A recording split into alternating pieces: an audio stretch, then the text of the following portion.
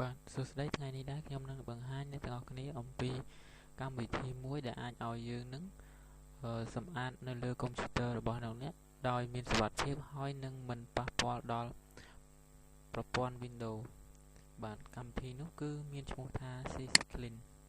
កម្មវិធីនេះគឺបានbuild នៅលើកុំព្យូទ័រឬក៏ការប្រើប្រាស់របស់អ្នកប្រើហ្នឹងគឺយូរមកហើយវាមានភាពងាយស្រួលមែនទែនក្នុងការប្រើប្រាស់កម្មវិធីនេះហើយក្នុងការ download វិញគឺងាយស្រួលមែនទែនក្នុងការ download អ្នកទាំងអស់គ្នានឹង download បានយ៉ាងស្រួលក្នុងការប្រើវាហើយកម្មវិធីនេះដែរវាមានអត្ថប្រយោជន៍ជាច្រើនដូចជាធ្វើឲ្យកុំព្យូទ័ររបស់អ្នកនឹងសម្អាតនៅនៅក្នុងធុងសម្រាមរបស់យើងនឹងលុបចោលយ៉ាងស្អាតដោយមិនមានកាកសំណល់ឬក៏ file អីផ្សេងៗនៅជាប់ធ្វើឲ្យកុំព្យូទ័ររបស់យើងនឹងគាំង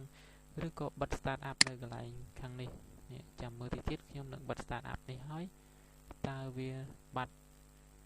ពេលក្រោយឬអត់អញ្ចឹងពេលណាដែលខ្ញុំបិទ start up នឹងហើយគឺវាបានបាត់ទោះត្រាតែយើងបើកទើបវាបានវាបើកបាទហើយកម្មវិធីនេះដែរគឺខ្ញុំសូមចូលក្នុង Google សិនដើម្បី download ខ្ញុំនឹងប្រាប់ពីវិធី download វាបាទ CC Clean យើងចូលក្នុង Google យើងចុចពាក្យថា CC ប៉ុណ្ណឹងមកវានឹងចេញ CC Clean ឲ្យយើងហើយនេះវានឹងចេញ CC Clean ឲ្យយើងបាទអញ្ចឹងយើងចុចពាក្យថា CC Cleaner ហ្នឹងមកបាទវានឹងទៅ website CC Clean អញ្ចឹងយើងអាច download បានបាទនេះយើងចូល website ហ្នឹងមកគឺតម្លៃវា$24តែយើងគ្រាន់តែប្រើ trial សាកល្បងតែប៉ុណ្ណោះយើងមិនបាច់ទិញក៏បានដែរបាទនេះកន្លែង download យើង download នេះចុចទៅនេះឬក៏យើងទិញឬក៏យើងទិញក្នុងរយៈពេលច្រើនខែនេះវា free ឲ្យវាឲ្យយើងទិញហ្នឹងប្រហែលបាយម្ដងបាទហើយបើសិនជាយើងអត់ទិញយើងសាកល្បងប្រើមើលតើយើងប្រើហ្នឹងមានប្រសិទ្ធភាពឬអត់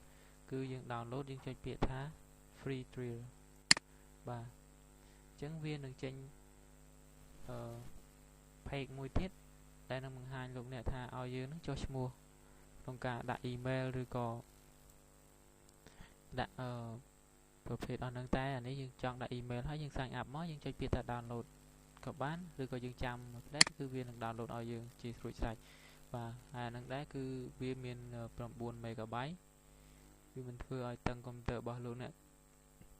ទេព្រោះវាស្រាលទាប speed វាងាយស្រួលប្រើបាទអញ្ចឹងដោយសារតែខ្ញុំបាន download រួចហើយបាទអញ្ចឹងខ្ញុំចុចពាក្យថា download គឺវានឹង download ដោយសារតែខ្ញុំ download រួចហើយខ្ញុំគ្រាន់តែចុច install វាជាការស្រេចបាទខ្ញុំសូមចូលទៅបើកតាមនឹងសិនព្រោះថាខ្ញុំបាន download នេះ CC Clean នេះខ្ញុំបាន download ហើយបាទខ្ញុំកាត់វាដាក់លើ desktop មក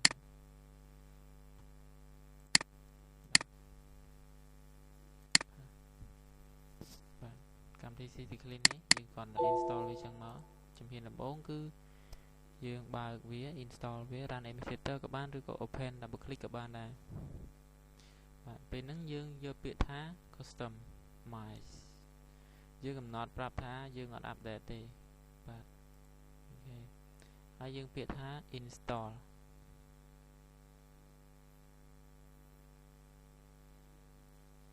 ពេលយើង install ហើយយើង run CC Clean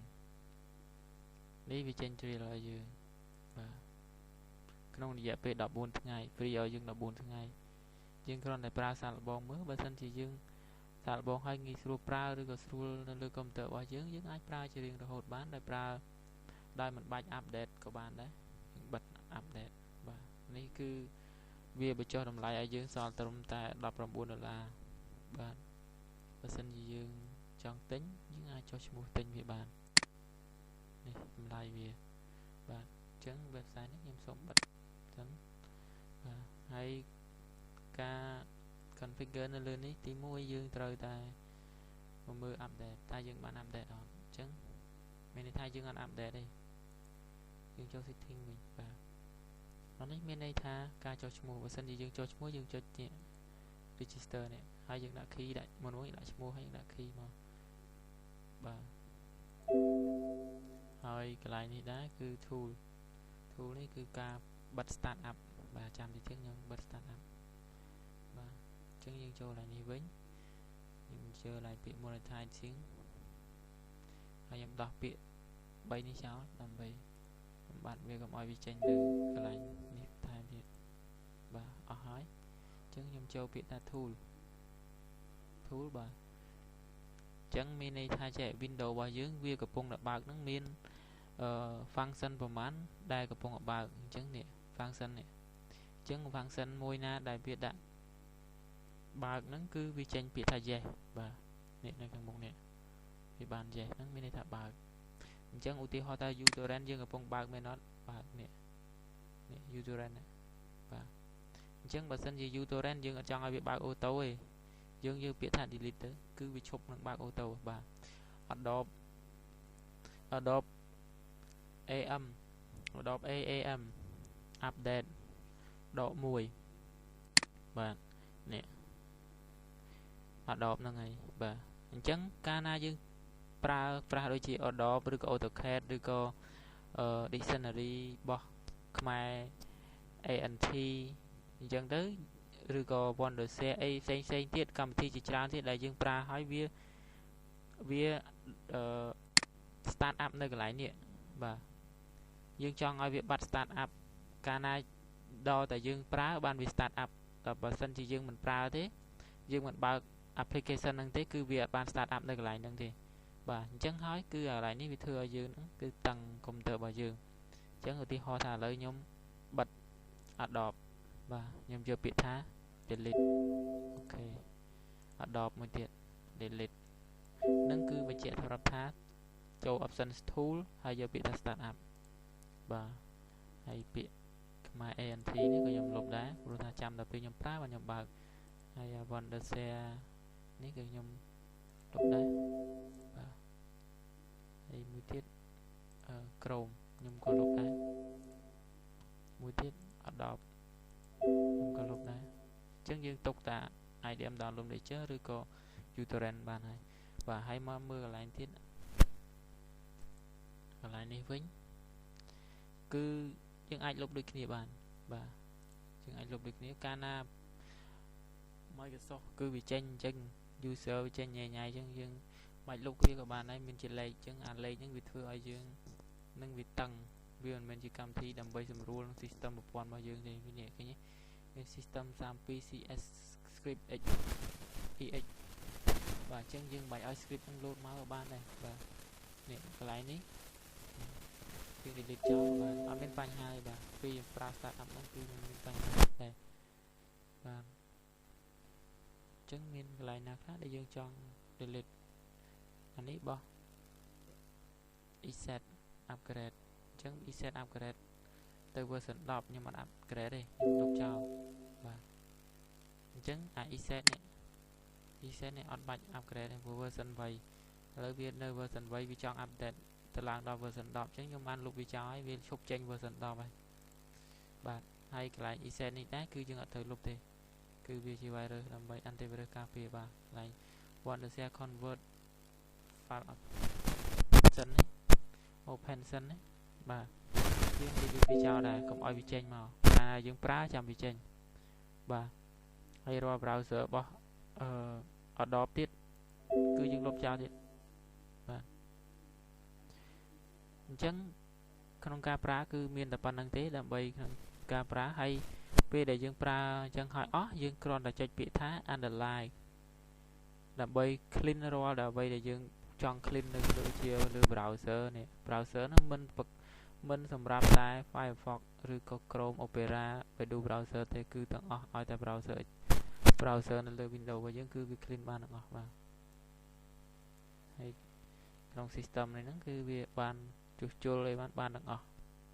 បាទពេលដែលយើងគ្រាន់តែចុចប៉ុណ្្នឹងហើយយើងរងចាំវាឲ្យវា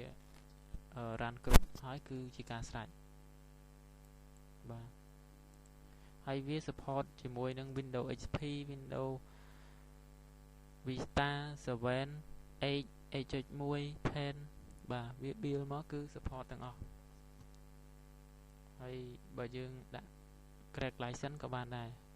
បាទហើយខ្ញុំសង្ឃឹមថាកម្មវិធីនេះអ្នកទាំងអស់គ្នានឹងចេះប្រើប្រាស់ទាំងអស់គ្នាបាទរបៀបប្រើប្រាស់កម្មវិធី CC Clean Professional បាទនេះអញ្ចឹងអាកន្លែងនេះតិចទៀតវាឈប់ចេញហើយបាទឲ្យតែយើង restart computer ហើយគឺវាឈប់ចេញនៅកន្លែងនេះទៀតហើយបាទរាល់កម្មវិធីដូចជា Adobe ANT Chrome គឺវាឈប់ចេញហើយ3ហ្នឹងបាទខ្ញុំលែងឲ្យវាចេញទៀតហើយអញ្ចឹងវាឈប់ចេញលើនឹងទៀតហើយលុះត្រាតែយើងចុចប្រើវាបានវាចេញតែនេះគឺយើងអត់ប្រើវាតែវាលួចចេញនេះ Adobe បាទពេលដែលយើង run CC Clean អញ្ចឹងហើយយើងគ្រាន់តែចុចពាក្យថា run cleaner អញ្ចឹងមានន័យថាrecycle bin នេះគឺបានបោសសម្អាតស្អាតដូចយើងមកធ្វើក្នុងនេះចឹងគឺដូចយើងមកលុបក្នុងធុងសម្រាមនេះចឹងបាទថ្ងៃនេះដែរខ្ញុំមានតែប៉ុណ្្នឹងទេដើម្បីបង្ហាញអ្នកទាំងអស់គ្នាអំពី